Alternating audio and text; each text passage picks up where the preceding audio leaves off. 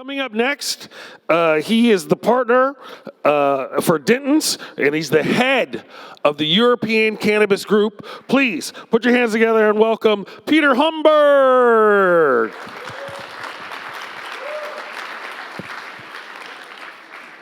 Thank you very much for the kind introduction. Good morning, ladies and gentlemen. This is a great event.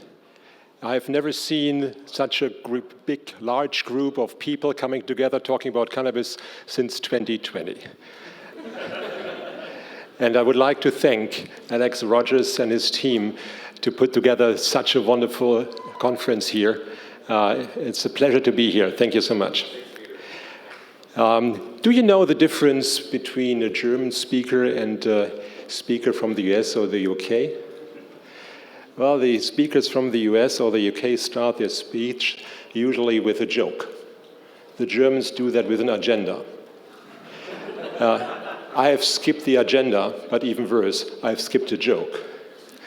So what I want to do with you this morning is to talk about with you, to set the stage for your discussions today, about the cultivation of cannabis in Germany, which is from a legal point of view, and excuse me, I'm a lawyer, kind of a long history.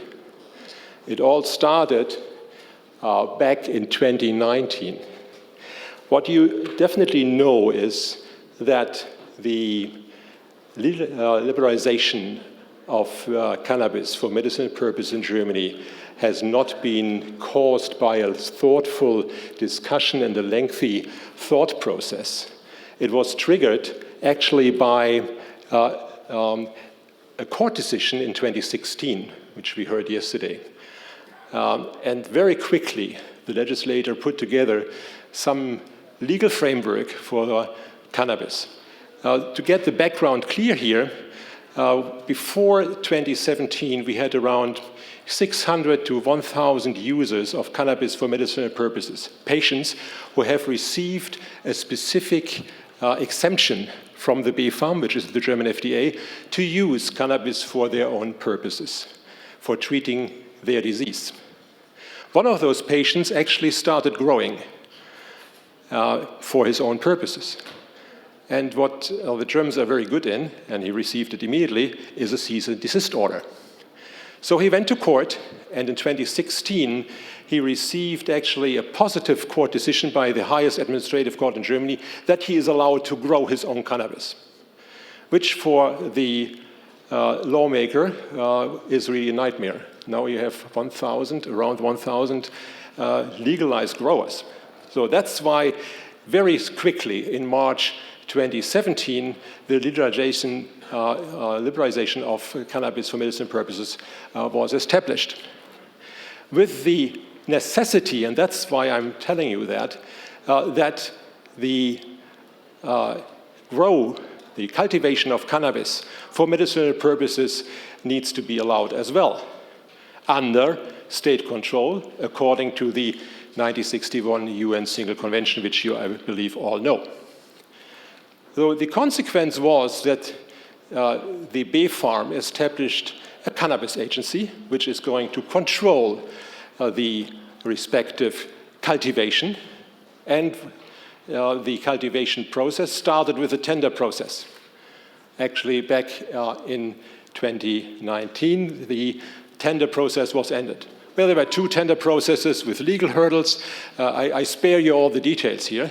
But last but not least, 3 companies received altogether 13 licenses to grow cannabis in Germany. They are Afria, Aurora, and Demican. 5 licenses for Aurora, 5 licenses for Afria, and 3 licenses for Demican. The quantity in this tender is limited to 10.4 metric tons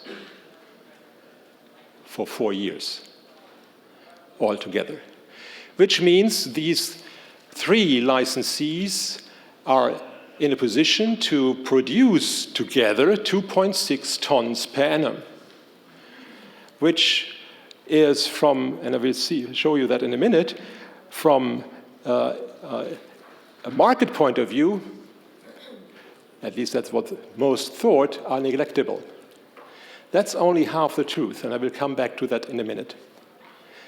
What I would like to focus right now is, just for you and for recollection, is the distribution channel.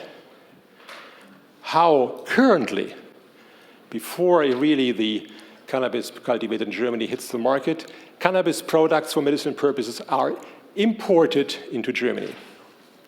Let's see it from a point of a cultivator. Let's take a company in Canada who is cultivating cannabis flowers and who would like to go to the German market. So what do they have to do? Well, they have to find an importer. Besides all the legal necessities, all the legal documentation which they need from the Canadian authorities to export, to grow and export, they need to have a German importer.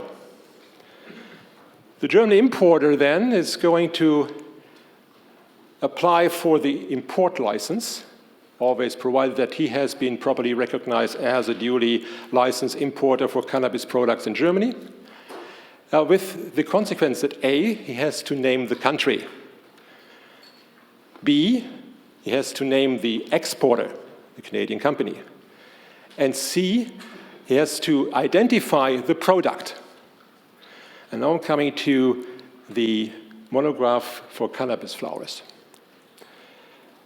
The product itself has to be identified.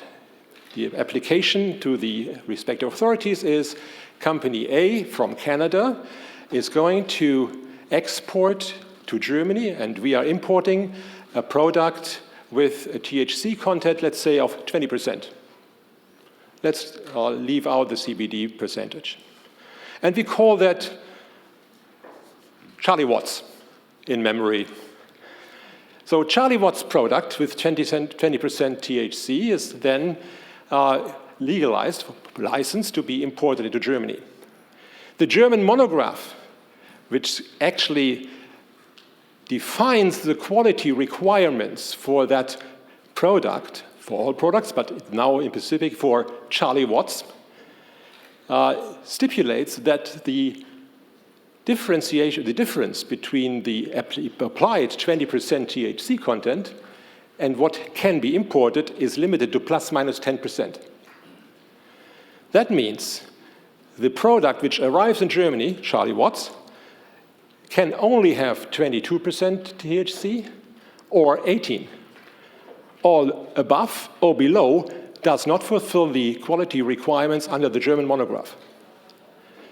That is something which cultivators from abroad, and of course also within the European Union, have to take into consideration. It's a very narrow corridor. Well, I'm not a cannabis grower, but my clients told me that it is difficult to achieve. It's not a tomato plant, as we all know. So the question is, and we discussed that actually yesterday in one of the panel discussions, is the future, in order to meet these quality requirements for medicinal cannabis, only be achievable if you do indoor? Or can you actually do also greenhouse and maybe outdoor? From what I've heard so far, if you want to have a constant quality for a constant product, in this case Charlie Watts, you actually need to have indoor growing, indoor cultivation in order to really reach the same quality. Whether this is correct or not, I leave it to you and all the growers who are actually in the room, but that is something which has to be taken into consideration. Currently, that's what I'm actually pointing out of that, some of the products which are reaching the German market may not have, are not fulfilling this quality requirement. And the question is, what are the consequences? Well, actually, it is not ready for marketing. It cannot be marketed. However, it is marketed. The authorities currently are relatively relaxed. Take into consideration that we will have more cultivators, not only from abroad, and I will come back to that in a minute, but also within the European Union, from Denmark, from Portugal, from Greece. the authorities, and that's, I think, an important message for you, will closer look into the fulfillment of the respective quality requirements.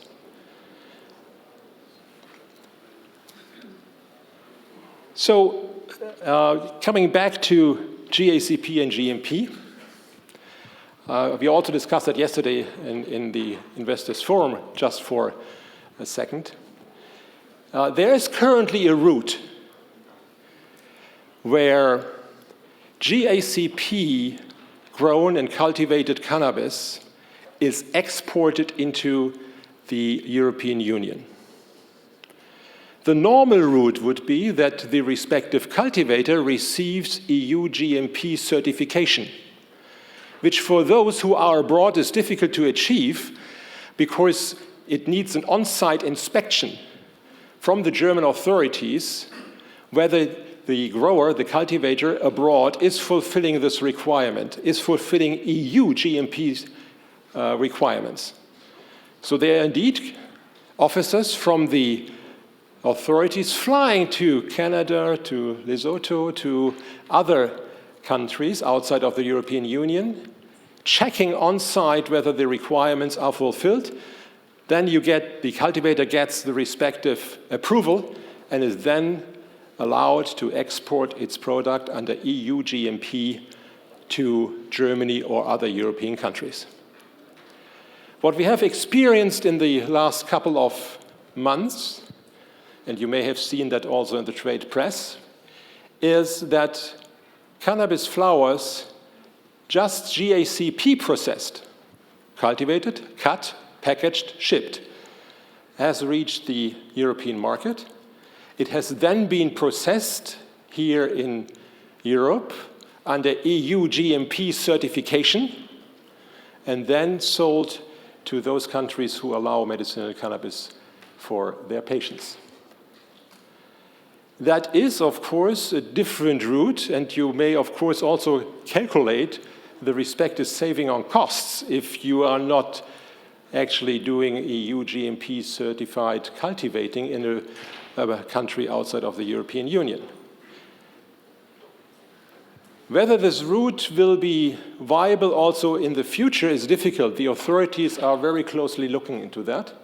It is actually one of those gray zones, one of these gaps, I would say, which has been identified by companies between GACP and GMP regulations, GMP 1 and GMP 2.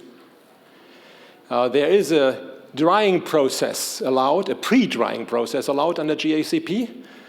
And of course, everything which is now then drying, of course, and cutting and filtering and whatever is necessary to really make a product of it, is under EU GMP or under GMP. So these flowers, GACP flowers, can only be pre-dried and then shipped. So the authorities are looking into that.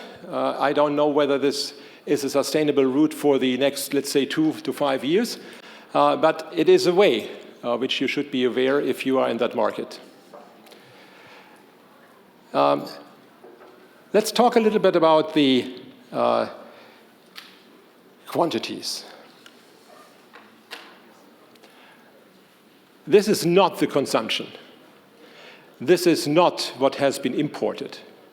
This is the estimation of the BfArM, of the Federal Opium Agency at the BfArM, which is reported to the INCB. The INCB is the International Narcotic Control Board, as established by the 1961 UN Single Convention, which gives certain quotas to countries for the importation of drugs, but also, of course, for cannabis. So, and these are the numbers for 2017 and up to 2020, which the BfArM has reported to the INCB. These are not actually importations. The importations for 2020 of cannabis flowers are in the region of 10 metric tons, a little bit more or less. The 28.4 for 2020 are also including, of course, extracts, And by extracts, we have to say that the calculation is different from just on a per gram flour basis, because it's multiplied by a certain factor, so it's getting a little bit complicated. But that's actually what the Federal Opium Agency has applied for at the INCB, and the INCB is, of course, very forthcoming. They are actually approving quickly if you have an additional need for importation in order to serve your patients, in order to serve the market. For 2021, it's 25 metric tons, a little bit below of last year, take into consideration that the actual import was, of course, below the 28.4. So why I'm saying that? Coming back to the 10.4 metric tons for the German cannabis for 4 years. So if I'm right in calculation, it's 2.6 tons per annum, which, as I said, is only half the truth. The tender process, and we have been representing one of the, one company in the tender process, is that the B farm can increase the quantity by up to 50%. So it's not only 10.4. So if you do it on an annual basis, it's 2.6 plus 50%. Then we are at 3.9. So it's nearly 4 metric tons. Take into consideration that we had around 10 tons of flowers imported last year, it is not neglectable anymore. If the bee farm is going to increase. There are rumors in the market that this 50% increase has been established. I haven't seen any public announcement yet of the bee farm, but the tender actually allows for that. And what are the prices? Do you know the prices for a per gram flower sold by a German cultivator to the bee farm? It's publicly available. It's 2.2 euros. 2.20 per gram. Sold by the cultivator to the bee farm, because the bee farm is going and is obliged to purchase all the harvest of the German cultivation and then distribute that to the pharmacies as the 1961 single convention provides. Very similar to the Netherlands, where we have also the OMC, which is actually distributing all the cultivation of cannabis flowers and products cultivated in or produced in the Netherlands. So the question is, what is the sales price of the bee farm of the Opium Agency or the Cannabis Agency to the pharmacies? Well, there are rumors that it should be in the region of 4.3, 4.30 euros, which compared to the current pricing, I don't know whether you are familiar with the current pricing within the German market, is significantly lower than what is currently being achieved. As you know, in Germany, cannabis products are qualified as extemporaneous mixtures. This has been done to avoid two issues when cannabis actually was allowed for the use as a medicine. Number one, you don't need a marketing authorization. You can sell the product via the pharmacies immediately. This was one of the intentions of the lawmakers. Make cannabis as a medicinal product available to the patients as quickly as possible. Number two, cannabis products didn't have to go through the price fixing mechanism for new pharmaceuticals for the German market, which is a very complicated process. Pfizer, Novartis, Sandoz, and all the others, if they want to put a new pharmaceutical on the market, they have to go through that price fixing mechanism, this committee, which is called the Gemeinsamer Bundesausschuss, where you have different stakeholders of the industry sitting there discussing with the manufacturer about the right price. This was not necessary for the cannabis products. So we had, I would say, paradise in 2017, 2018, even 2019. The downside of the definition of cannabis products as an extemporaneous mixture was that the pharmacies had to put on a surcharge by law of 100% of the price they paid for the cannabis. So all of a sudden, at that time, let's say go back to 2018, 2019, we had a per gram price of 10 euros for flowers sold by a wholesaler or an importer to the pharmacies.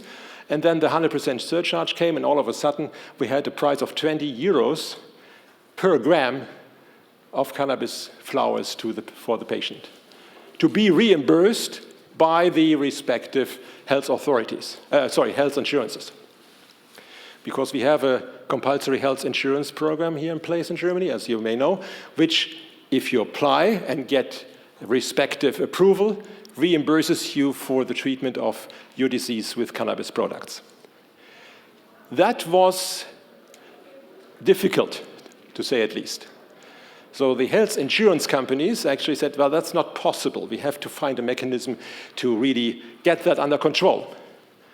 And that was done by the association of the respective health insurance companies and the associations of the pharmacies by setting a price of a maximum of 9.52 per gram as a price per gram sold by wholesalers and distributors to the pharmacies.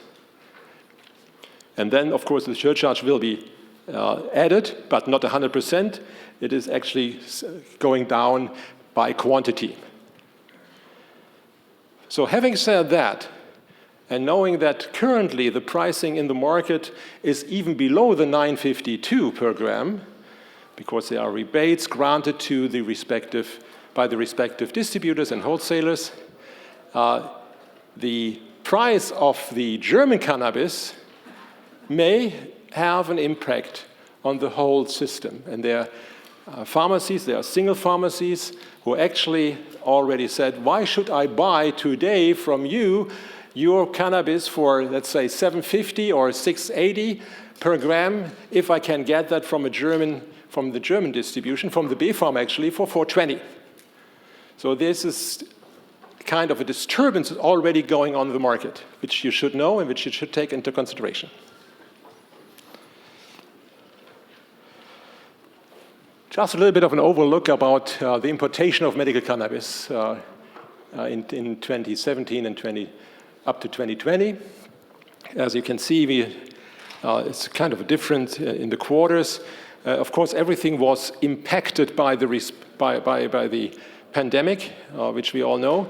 The cultivation process in Germany was slowed down, as well as the respective increase of the distribution to the patients.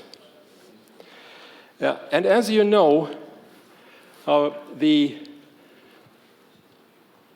distribution of cannabis for patients in Germany is very well under control by the B farm. So if you are a patient, you have to go to your physician, tell him that you have a certain disease which you believe should be treated with cannabis, and maybe he is even supporting that and is proposing this to you.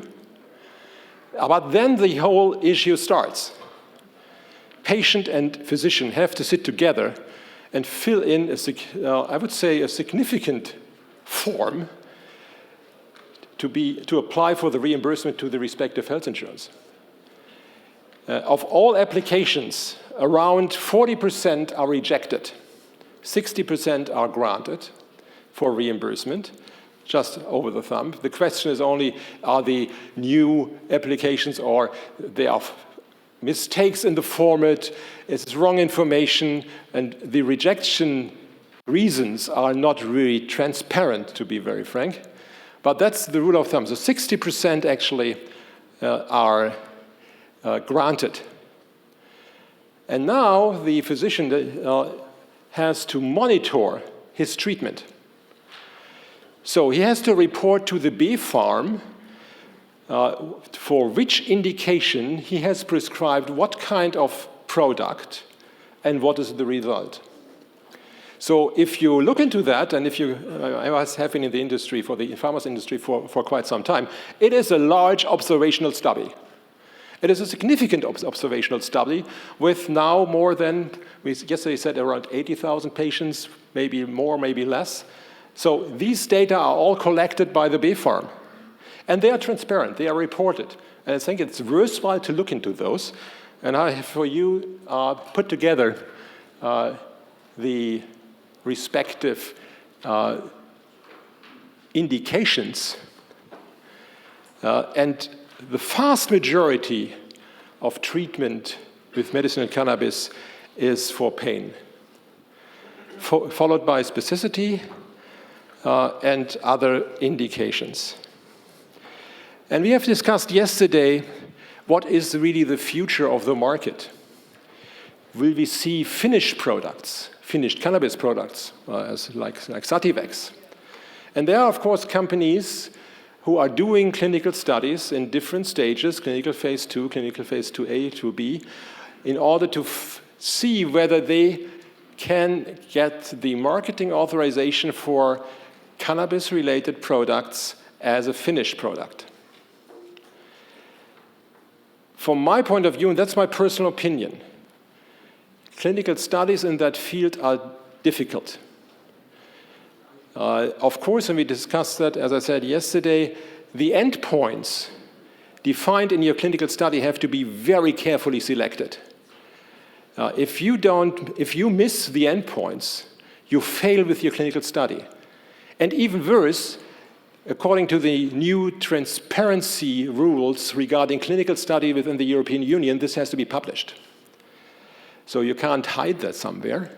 And the question is whether this has an impact on the whole industry. If clinical studies for specific indications are failing.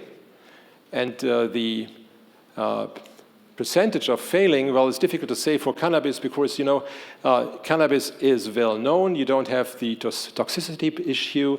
You can actually start relatively quickly with 2A, 2B, and then into clinical phase 3. But however, there are chances that you will fail. And as such, it has to be very well considered whether you start into such a clinical trial with a cannabis product. Having said that, let's look a little bit into what is coming up. These are those countries where we have approved exporters. The Netherlands, of course, and Canada, Spain, Portugal, Denmark, and Australia. And if I'm not mistaken, Lesotho is already one of those countries. Which means that cultivators, producers in those countries have received the respective license to export their products into the German market. In discussion currently, Malta, Uruguay, Israel, Lesotho, and of course Colombia, who just recently changed their legal system regarding the export of medicinal products. So, looking into that, we will have a significant number of new cultivators within the European Union who don't have that EU GMP issue because their GMP certification in the respective country is automatically recognized by all other EU member states, and of course those from other countries. So it will become from a distributor from a distributor market more to, or now from a cultivator market to a distributor market. The distributors may then look who is actually providing a consistent and the right quality in order to market it within the German market. Just for your consideration. We have, of course, and we have heard that kind of an overproduction already. Well, not really true. If you look into what kind of cannabis is currently demanded in the market and what kind of cannabis is really produced. So currently, and that's a very similar development as in Canada, high THC percentage cannabis products are on demand, and they are not that significantly available on the market at this point in time. So what are the challenges the industry faces in the future here in Germany? I mentioned already the first one. This is the question regarding the GACP products and the importation. What is, I think, interesting is that lots of issues are coming up with respect to the definition of cannabis as an extemporaneous mixture. Back in 1929, we had a client who actually asked, I would like to import irradiated cannabis. It's good for the microbiology. We have a better microbiology if we're going to irradiate them in the country of cultivation. What do we have to do? We asked the BfArM. So what do we have to do? What does our client have to do? And they said, well, yes, just do the following. Inform the lower authority, which is actually approving the import for that specific lot, and tell them that the products are irradiated. Okay, we did that. They approved it. It was imported. Sometime later, in 2019, actually, what happened is that the BfArM changed its mind. Today, if you are going to import or distribute irradiated flowers, you need to have a special license in addition to those licenses which have been granted, which is a license under the so-called AMRAT-V. This is the law for irradiated finished pharmaceuticals, which the BfArM is now applying one-to-one to an extemporaneous mixture. The reason, frankly speaking, I can't tell you, because if you go by the definition, an extemporaneous mixture doesn't need to have an approval for irradiation because it's not a ready-made pharmaceutical. However, the BfArM decided differently. And now comes the conclusion. One of our clients has been asked whether he, under the German Pharmaceutical Act, has a specific product liability insurance in place for putting irradiated products, irradiated cannabis flowers on the market. I said, no. No, why? This is not a finished product. We don't need to have this kind of product liability insurance under paragraph 93 of the Pharmaceutical Act, which, by the way, has a coverage of 130 million. So, and the premium is significant. So one state authority in Germany actually said, you have to have that.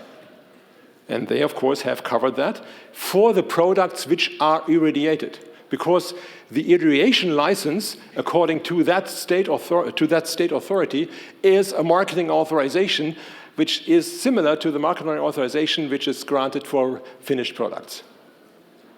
Oops. So if you are in this specific state, you have a disadvantage by adding this significant insurance premium per annum to your products. We have looked into that. And frankly speaking, it is, as I said earlier, a loophole, a gray zone, a gray area, again, which one of the state authorities has interpreted differently from others, because we have asked the others, what are you doing with that? They said, no, you don't need that. The cannabis companies in our state don't need that. This is an extemporaneous mixture. So this is giving just an overview about how heterogeneous, even within Germany, different state authorities are looking into regulatory matters. So last but not least, what is the future of product in the market? The question is the future ready-made pharmaceuticals with marketing authorization? Is the future flowers? We have now around, I would say, 80%. You know that maybe better than me, 80% flower market. Is it extracts? Is it vaporizers? Maybe a vaporizer with an extract cartridge would be a very good idea. Only this one is already then a finished product, not anymore extemporaneous mixture. Only if the cartridge would be then filled by the pharmacist and then put into the vaporizer, or can be put in the vaporizer, then it would qualify as an extemporaneous mixture. So I know that there are companies looking into that, finding a way to work around that and see whether this is possible. It's very difficult to foresee where the market is going. It's very dynamic. Maybe you have a look into the Canadian market. There you have also a recreational market. In Germany, you don't have that. Whether it will come, well, let's wait until September 26 and see how the next government is looking like. You know, if the Conservative Party is playing a significant role in that government, then I would say we have to wait for another 5 to 7 years before the recreational use will come. If it's different, we will maybe have that very quickly or not. So let's see what September 26 brings. So by having said that, I would like to finish that keynote. I'm sorry that I don't have a joke for you. It was kind of serious, giving you an overview about the market, giving you an overview about what is happening to the cultivation in Germany and what kind of impact it may have to your business. Thank you very much.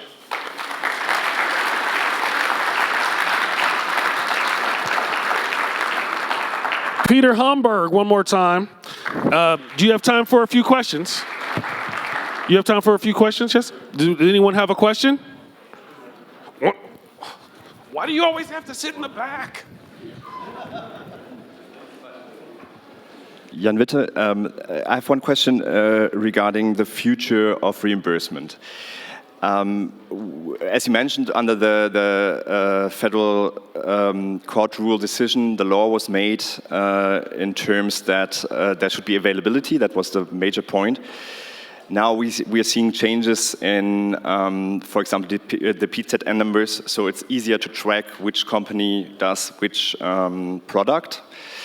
And I understand that with this change, it might be possible to integrate cannabis more into the German reimbursement system, which would mean all those awful words like GBA, like Rabattverträge, all the things that the pharmaceutical industry is fearing. What's your outlook on this?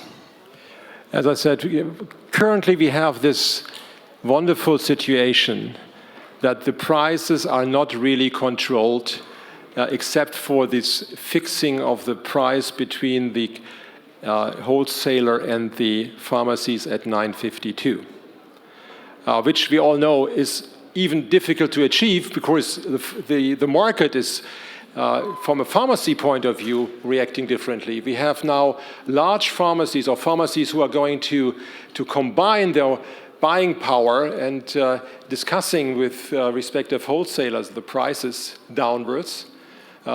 We have seen various rebates. I don't believe that as long as the products are defined as extemporaneous mixtures, we will see a price fixing like for pharmaceuticals with the GBA, with the Gemeinsamen Bundesausschuss. However, and that's something which you should consider, if you are looking into a ready-made pharmaceutical with clinical trials, getting marketing approval, then of course this product coming to the market needs to go through the GBA. And then the question is, what is the right price? It's something which you have to bear in mind, which today pharmaceutical companies are bearing in mind as well. And I can tell you that since 2019, around 36 innovative pharmaceuticals produced by large pharmaceutical companies have not reached the German market. They have withdrawn after the discussion with the GBA because they were not satisfied with the respective proposal for the prices for the German market. And what you have to know also is that the German market is not a reference market for other markets regarding the pricing of pharmaceuticals. While this is not applicable, of course, to cannabis products right now. But as I said, as long as you are in that safe area of extemporaneous mixture, I would really advise not to leave that and not to move something from somewhere else. It is not very likely that we have a price fixing. We will have price controls, definitely, with regard to the reimbursement. But so far, the health insurance companies are more or less satisfied with that additional implementation of the 952. My name is Farzad. I'm from Denmark. Oh, can you hear me? Yes, now okay. I can. Yes, sure. Okay, my name is Farzad. I'm from Denmark. I have a question regarding the phase 3 trial that you mentioned, that the risk-taking by not meeting endpoints. But if you look at in the positive side, what is the likelihood to protect your product and take a patent on your indication? Well, the point is, of course, if you have reached positive 2B, clinical phase 3 and the failure rate is relatively lower in comparison to the first clinical trial 1 and clinical trial 2 phases. So if you have reached clinical phase 3, there's a likelihood that you're going to reach the market. And of course, you have a certain protection of the product, and we discussed it yesterday. The effect of having a pharmaceutical product on the market, which is properly recognized and has received marketing authorization, is of course significant in comparison to selling flowers. Yeah, but how you can protect it? It's going to be just generic. Anybody who's a cultivator, they can claim for the indication like a generic product? Not immediately. You have a kind of a document protection as well. Yes. And of course, if you are able to combine your product with something new, you may also consider patent protection, which is a big issue right now in the industry. How can I try to obtain patent protection, IP protection for my products? And there are, of course, lots of different thoughts about that, even with regard to application. How do I apply? Not smoking, of course. What kind of inhalers? What kind of vaporizers? How can I protect these technologies? It is a big issue. Thank you. You're welcome.